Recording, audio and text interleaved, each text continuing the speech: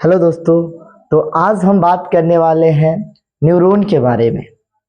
क्या होता है न्यूरॉन, उसके बारे में। आपको पता है ये हमारा जो न्यूरॉन है मैसेज भेजने का काम करता है। अपने पूरे शरीर में जो मैसेज भेजने का काम करता है ये यही न्यूरॉन करता है। तो आज इसी पे हम बात करने वाले हैं। आपको पता होना चाहिए कि ये न्यूरॉन जो है ना अलग अलग प्रकार के होते हैं। यूनिपोलर, बाइपोलर, मल्टीपोलर, सभी प्रकार के होते हैं। अगर हम बात करें यूनिपोलर की, तो ये जो न्यूरॉन होते हैं उसमें सिर्फ एक ही साइड होता है डेंड्राइट्स। यूनिपोलर में, यूनिपोलर की अगर आप बात करो तो ये एम्ब्रियोनिक स्टेज में पाया जाता है। और बाइपोलर की अगर आप बात करो तो वो कॉर्निया यानी कि आई यानी कि रेटिना वगैरह में पाया जाता है, वो बाइपोलर न्यूरॉन होता है। और यहाँ पे जो स्ट्रक्चर बना हुआ है आप शायद देख रहे होंगे, मल्टीपल न्यूरॉन है, यानी कि इसको मल्टीपल न्यूरॉन बोलते हैं। यूनिपोलर, बाइपोलर है ना, मल्टीपोलर कह सकते हैं आप इसको, है ना। तो वो खास तौर पे अपने ब्रेन में पाया जाता है। गैंग्लियोनिक सेल होता है ना उसमें। आपको भी पता है अपने ब्रेन के अंतर्गत हमेशा मैसेज चलते रहता है, कुछ ना कुछ विचार उत्पन्न होते रहते हैं, ये न्यूरॉन के कारण ही। अपना ये न्यूरॉन के बारे में पढ़ रहे हैं तो जरा सा आपको मैं ये भी बता दूं कि अपना ये जो न्यूरॉन है इसमें अलग अलग पार्ट होते हैं। आप शायद देख रहे होंगे, देखिए मैंने यहाँ पे आपके लिए बड़े ही सुंदर फिगर बनाए हैं। देखिए यहाँ पे जो न्यूरॉन है इसमें जो सबसे बड़ा वाला पार्ट है वो क्या क्या है, डेंड्राइट्स है। उसके बाद आप कह सकते हैं सेल बॉडी है। सेल बॉडी यहां से यहां तक वाला पार्ट को सेल बॉडी कहा जाता है। और देखिए यहाँ पे उसके बाद एक्सोन है, ये इसके मुख्य पार्ट है। कोई आपसे अगर ये पूछे कि न्यूरॉन के अंतर्गत जो सबसे ज्यादा मात्रा में जो पार्ट होता है, बड़ा पार्ट होता है, बड़ा बड़ा चीज होता है, बड़ा बॉडी होता है, वो कौन कौन होता है, तो आप बता सकते हैं डेंड्राइट्स अधिक मात्रा में होता है, आप देख सकते हैं डेंड्राइट्स। उसके बाद आप देख सकते हैं एक्सोन है। उसके बाद आप इधर देख सकते हैं क्या है, डेंड्राइट्स, एक्सोन्स हो गए, सेल बॉडी हो गए। तो चलिए एक एक करके हम बात करते हैं। वैसे अगर आप डेंड्राइट्स की बात करते हैं तो डेंड्राइट्स का काम है, इसका वर्क है कि ये खास तौर पे जो साइटोप्लाज्म होता है ना, सॉरी साइटोप्लाज्म बोल रहे हैं, सॉरी, इसका काम होता है कि ये दूसरे न्यूरॉन से मैसेज वगैरह को क्या करना, रिसीव करने का काम होता है डेंड्राइट्स का। और साइटोप्लाज्म की बात करें तो ये सबसे बड़ा पार्ट होता है। इसका काम होता है ये साइटोप्लाज्म को स्टोर करने का काम करता है। साइटोप्लाज्म को ध्यान रख सकते हैं आप। वैसे मैं सब कुछ लिख दूंगा बट अभी बता रहा हूं। अगर आप बात करते हैं न्यूक्लियस की तो आपको पता है न्यूक्लियस के अंतर्गत जेनेटिक मटेरियल होते हैं। हाँ, इसके अंतर्गत जेनेटिक मटेरियल होते हैं, डीएनए, आरएनए, वही सब चीज सब होता है। हाँ, सब कुछ, माइटोकॉन्ड्रिया वगैरह हर चीज पाया जाएगा। अब इधर आप देख रहे हैं यहां पे हम एक्सोन की बात कर रहे हैं। जैसे मैंने डेंड्राइट्स के बारे में बता दिया कि ये बड़ा पार्ट है, इसका काम है मैसेज को रिसीव करना, ठीक है। जिस तरह से फोन पे कॉल आता है तो अपन लोग रिसीव करते हैं, उसी तरह से इसका भी काम है मैसेज को रिसीव करना, रिसीवर है ये। सेल बॉडी का काम है कि ये साइटोप्लाज्म को स्टोर करता है। चलिए उसके बाद अगर न्यूक्लियस की बात करें तो इसका काम है जेनेटिक मटेरियल को स्टोर करना। मैं यहाँ पे साइड में लिखते चला जाता हूं ताकि आपको याद रहे चीजें। इसका काम है genetic material, store of genetic material, store of genetic material, genetic material देख सकते हैं आप। इसमें डीएनए होगा और क्या हो सकता है, आरएनए होते हैं, तो ध्यान रख सकते हैं डीएनए और आरएनए पाए जाएंगे। उसके बाद अगर डेंड्राइट्स की अगर आप बात करते हो तो मैं इस साइड में लिख देता हूं, डेंड्राइट्स का काम है ये रिसीवर है, ये रिसीव करने का काम करता है।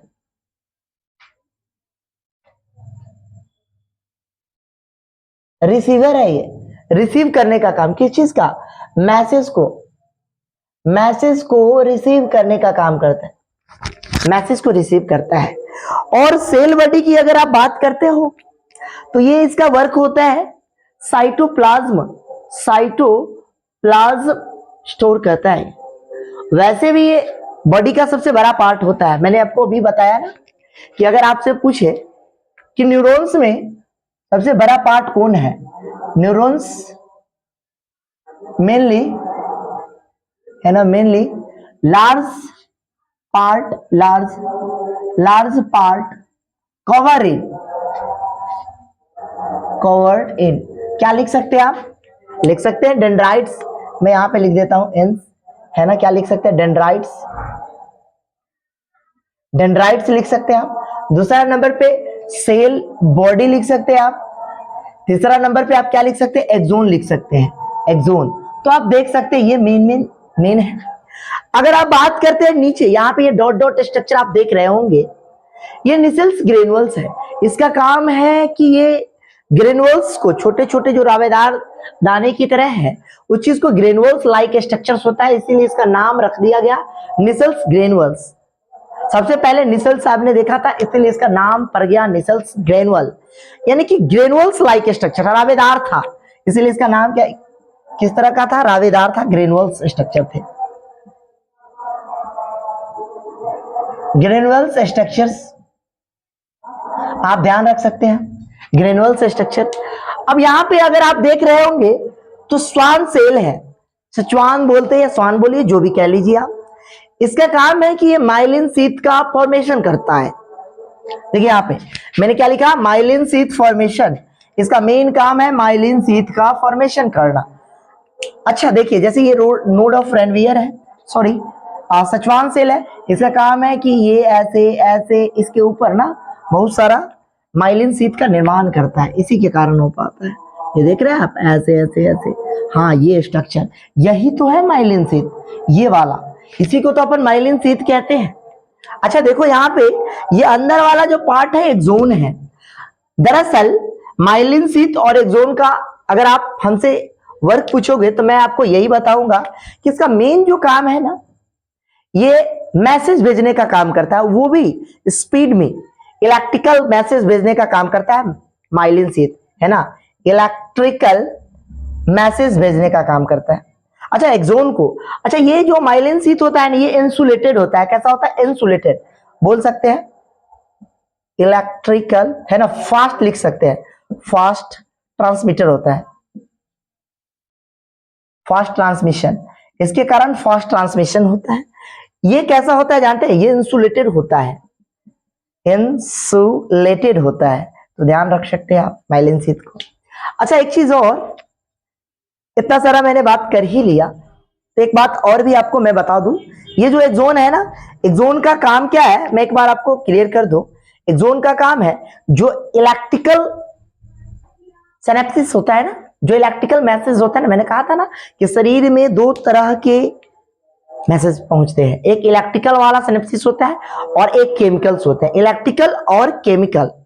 मैं आपको अभी तो तात्काल ये बता रहा हूं कि किस तरह से न्यूरॉन में मैसेज वगैरह जा रहा है और किस किस पार्ट के द्वारा जा रहा है, इस सभी पे मैं इलेक्ट्रिकल सिनेप्सिस पे और कहने का मतलब कि केमिकल्स पे मैं यहाँ पे तो थोड़ा ही जिक्र करूंगा, मैं उसके लिए अगला वीडियो बना दूंगा पर्सनली, समझे बात हो ना। उसमें मैं आपको सोडियम पोटासियम पंप हर तरह का चीज, पोलराइजिंग, नॉन पोलराइजिंग हो गया, डीपोलराइजिंग, डीपोलराइजिंग, सारे चीज पे हम बात कर लेंगे।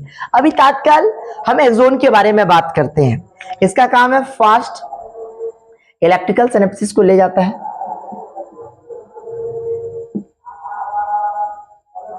सिस होता है। अच्छा चलिए, अब एक चीज और देखिएगा, आपको क्या लगता है कि यहाँ पे ये डेंड्राइट्स बना हुआ है, यहां से ना न्यूरॉन का जो एक्सोन वाला पार्ट है, सिनेप्टिक नोब वाला पार्ट है, वो जुड़ा होता है, समझे बात हो ना, और ये सिनेप्टिक नोब वाला से ये रिसीव करा। तो यहाँ पे जैसे आपको मैं समझा रहा हूं, यहाँ देखिए, अब मैं बात करूं एक्सोन टर्मिनल का, तो भाई एक्सोन जो टर्मिनल होते हैं, इसमें दोनों चीज होते हैं, केमिकल सिनेप्सिस भी होते हैं, केमिकल भी होते हैं और इलेक्ट्रिकल भी होते हैं, इलेक्ट्रिकल होते हैं, बहुत होते हैं। अगर आप सिनेप्टिक नोब की बात करो तो ये न्यूरो ट्रांसमीटर होता है। ये कैसा होता है, न्यूरो ट्रांसमीटर, न्यूरो ट्रांसमीटर होता है, ट्रांसमीटर, न्यूरो ट्रांसमीटर होता है। ये केमिकल्स को, यहाँ पे आप देख रहे होंगे न्यूरोट्रांसमीटर होता है। दरअसल ये यहाँ पे अगर आप इसकी स्ट्रक्चर बनाएंगे तो ये कुछ इस टाइप, सॉरी यहाँ पे आपको दिखेगा नहीं, मैं जरा सा ऊपर बना देता हूँ इसी का स्ट्रक्चर। मैं थोड़ा सा व्यू स्ट्रक्चर लेकर बड़ा स्ट्रक्चर को बड़ा करके मैं आपको समझाने की कोशिश कर रहा हूँ। ये देखो, दरअसल ये ऐसा रहता है। दरअसल यहाँ पे ना इस साइड से आपको पता है कि दूसरा न्यूरॉन्स इस तरह से जुड़े होते हैं, इस तरह से लगे होते हैं। आपको पता होना चाहिए कि अलग अलग न्यूरॉन होते हैं। अब ये वाला न्यूरॉन का ये जो डेंड्राइट्स वाला पार्ट है, ये डेंड्राइट्स वाला पार्ट लगा होता है, सॉरी यहाँ पे तो आपको दिख ही नहीं पा रहा होगा। दरअसल मैं ये बताना चाह रहा हूँ, यहाँ से मान लीजिए कि ये इस तरह से न्यूरॉन, इस तरह से, इस तरह से, इस तरह से, इस तरह का न्यूरॉन इस तरह से बड़ा सा ऐसे करके ऐसे लगा रहता है। ये एरिया डेंड्राइट्स वाले एरिया डेंड्राइट्स है, इस तरह से डेंड्राइट्स से डेंड्राइट्स ये इसके साथ जुड़ जाता है। तो ये जो सॉरी ये जो आप देख रहे हैं सिनेप्टिक नोब वाला एरिया देख रहे हैं, सॉरी मैं नीचे बैठ गया था थोड़ा सा। चलिए इधर देखिए, इधर देखिए, इधर देखिए, मैं जरा से समझा रहा हूँ। चलिए आप देख पा रहे होंगे नीचे, चलिए थोड़ा सा कम दिख रहा होगा। 1 मिनट रुकिएगा जरा।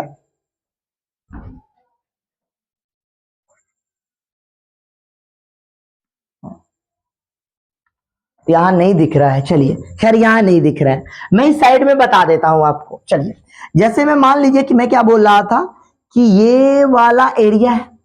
अब ये वाला एरिया में छोटा छोटा छोटा इस तरह का क्या लगा रहता है, वेसल्स होते हैं, है ना।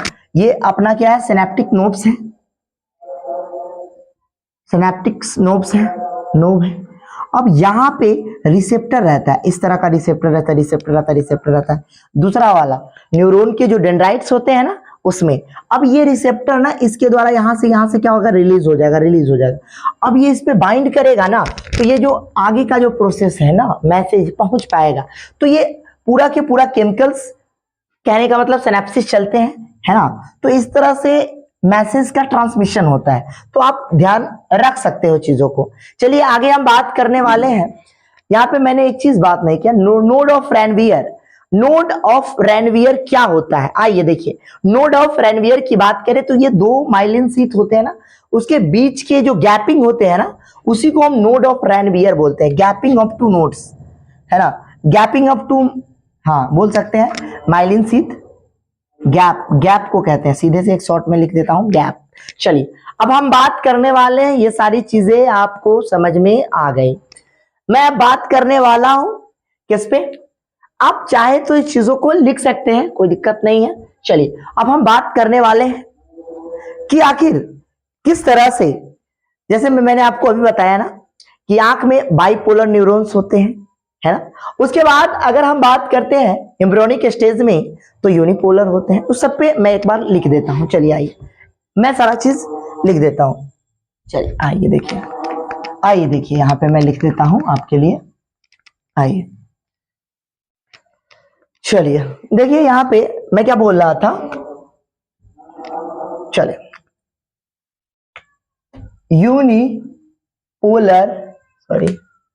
यूनिपोलर न्यूरॉन्स, यूनिपोलर न्यूरॉन्स किस में पाया जाता है, एम्ब्रियोनिक स्टेज में, बियोनिक स्टेज में पाया जाता है, ध्यान रख सकते हैं आप, पहला पॉइंट। दूसरा नंबर पे ऐसे पॉइंट बना लीजिए। दूसरा नंबर पे अगर बाइपोलर न्यूरॉन की बात करते हैं, पोलर न्यूरॉन्स, तो ये बाइपोलर न्यूरॉन जो है ना वो आपके आई में पाया जाएगा, आई यानी कि रेटिना में,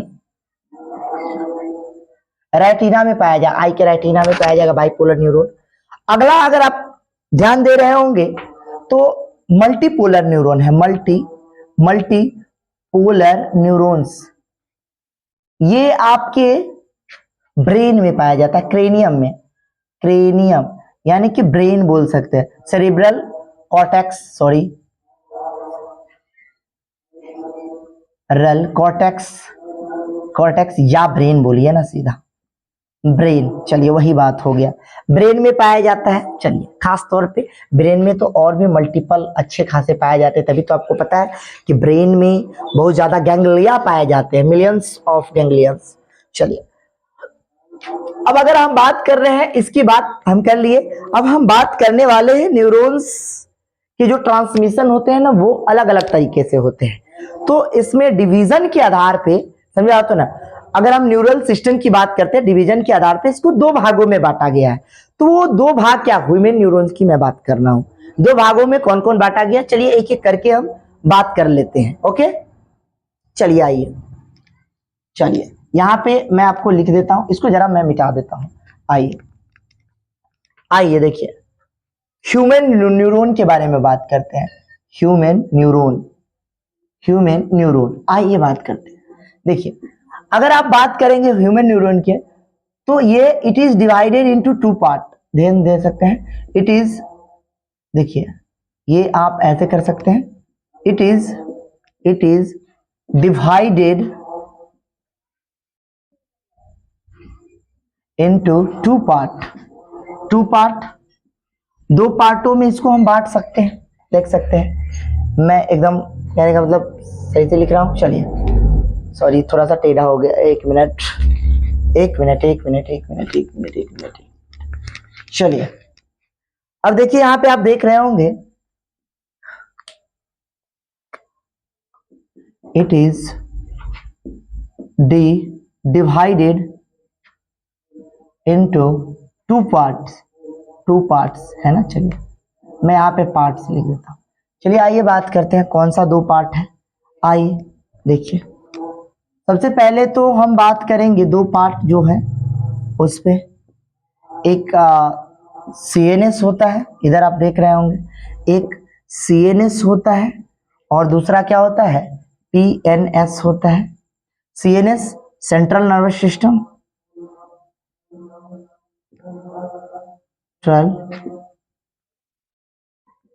nervous system,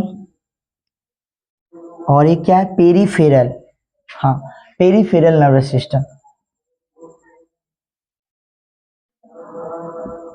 Feral, sorry neural system लिख रहे, कोई दिक्कत नहीं, न्यूरल सिस्टम।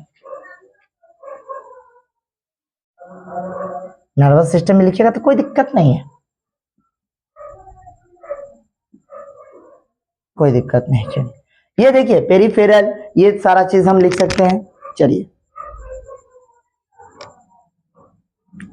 अब हम बात करने वाले हैं कि आखिर CNS में क्या आ जाता है।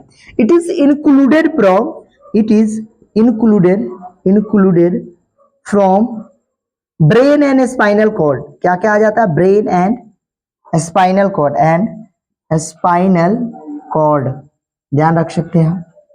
चलिए, ये पेरिफेरल न्यूरल सिस्टम जो होता है भाई, फर्दर इसके भी अलग अलग डिवीजन हो जाते हैं। इसकी अगर आप बात करोगे तो इसके भी दो डिवीजन होते हैं, एक एफेरेंट फाइबर और एक इफेरेंट फाइबर। आइए एक एक करके हम बात करते हैं। जरा सा हम इसको पूरा मिटाने वाले हैं, तभी आपको मैं लिख पाऊंगा, अच्छे से समझा पाऊंगा। चलिए एक एक करके मैं आपको एक बार बता देता हूं, इसको मैं मिटा देता हूं। चलिए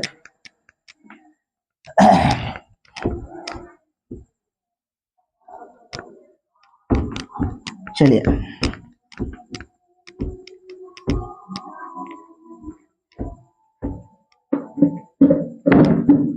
चलिए अब हम बात करते हैं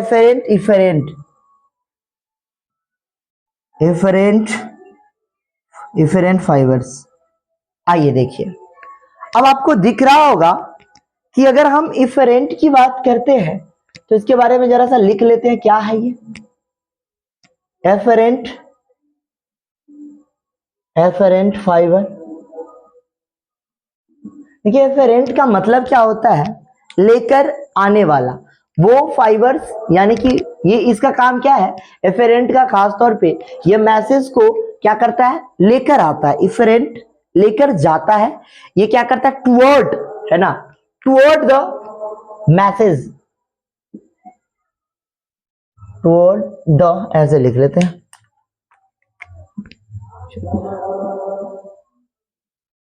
toward the message,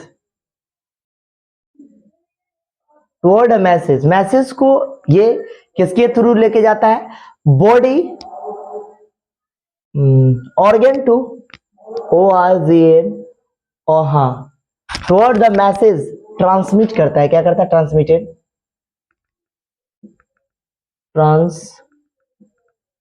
transmitted organ, organ या क्या कह सकते हैं आप? ऑर्गन या टिश्यू, ऑर्गन या बॉडी टू CNS, CNS के पास ले जाता है। अच्छा ये चीज देखिएगा, इफरेंट, इफरेंट नाम से ही पता चला लेकर आने वाला, ये लेकर आने वाला है, इफरेंट लेके जाने वाला है, लेकर आने वाला। आपको जैसे याद रख सके मैंने लिख दिया है। इफरेंट फाइबर, एक फाइबर्स होते हैं, इसका काम है लेकर जाना, मैसेज को लेकर जाता है away from, sorry away from the message, message कहां से कहां लेके जाता है? CNS to central nervous system to organ, organ या बॉडी, ऑर्गन या बॉडी के पास लेके जाता है। तो ये आपको याद रखना है एफेरेंट। अगर आप PNS की बात कर ही रहे हैं तो इसमें और फर्दर डिवीजन होता है, PNS का और फर्दर डिवीजन होता है, इसका और PNS का फर्दर डिवीजन होता है। PNS को और अगर आप डिवाइड करोगे तो मैंने आपको कहा है एफेरेंट, इफेरेंट के अलावा और भी डिवीजन होता है, देख सकते हैं आप। एक होता है SNS होता है, ANS होता है, SNS और ANS, ANS कहिएगा सर ये क्या होता है? सिंपैथेटिक न्यूरल सिस्टम, नहीं सॉरी, SNS का मतलब हो गया SNS ऑटोनोमस न्यूरल सिस्टम हो गया, और एक क्या हो गया आपको? सिंपैथेटिक, पैरासिम्पैथेटिक तो अलग होता है, वो तो NS का पार्ट होता है। ऑटो न्यूरॉन्स, न्यूरॉन सिस्टम है, STM, ANS इसको कहते हैं, SNS।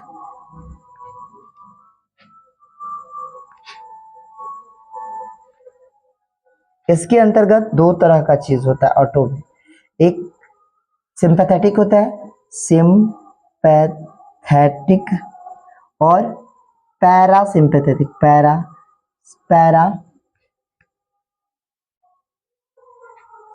Parasympathetic, parasympathetic neuron system. तो आपको ध्यान रखना है। अच्छा यहां आप देख रहे होंगे auto neural system, sympathetic neural system हो गया, समझे बात हो नहीं? ये थोड़ा सा ध्यान रखना है।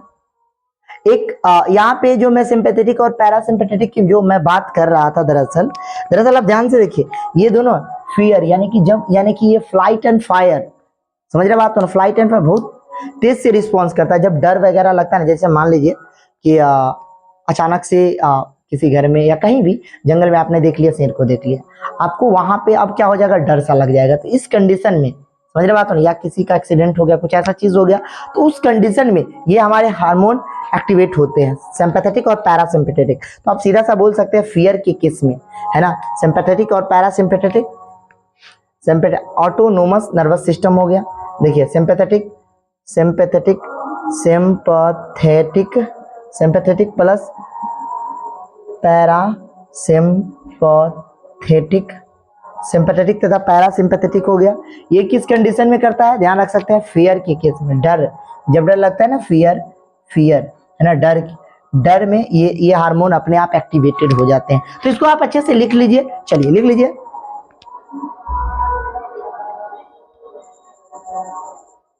अच्छे से लिख लीजिए, हाँ लिख लीजिए अच्छे से। अच्छा चलिए एक चीज और देखिएगा, जैसे मैंने कहा SNS, ठीक है, इसके बारे में नहीं लिखा था, इसको कहते हैं, क्या कहते हैं? सोमैटिक न्यूरल सिस्टम, है ना, सोमैटिक न्यूरल सिस्टम ऐसी कुछ करके कहते हैं, ठीक है ना, सोमैटिक। चलिए हाँ सोमैटिक न्यूरल सिस्टम लिख दीजिए। अच्छा एक चीज देखिएगा, बड़ा बच्चे को कंफ्यूजन रहता है कि सर एसएनएस का काम क्या है, एएनएस का काम क्या है। तो मैं आपको एक चीज क्लियर कर दूं, जो अपना एसएनएस है ना, इसका काम है सीएनएस से कहने का मतलब सीएनएस से कहा, यानी कि स्केलेटन मसल में है ना, उसमें यानी कि जो मैसेज है ना उसको भेजने का काम करता है ना। सीएनएस में शॉर्ट में लिख दूं यहाँ पे सीएनएस, हाँ सीएनएस टू स्केलेटन मसल्स में है ना। तो ये आप ध्यान रख सकते हैं। यहाँ पे अगर आपसे कोई पूछेगा एएनएस के बारे में, तो ये आप क्या बोल सकते हैं, सीएनएस से क्या बोल सकते हैं, हाँ लिख लीजिए पहले इसके लिए सीएनएस, एएनएस में autonomous neural system, CNS to involuntary के लिए, किसके लिए, इनवॉलेंट्री मसल्स के लिए, और एंड स्मूथ मसल्स।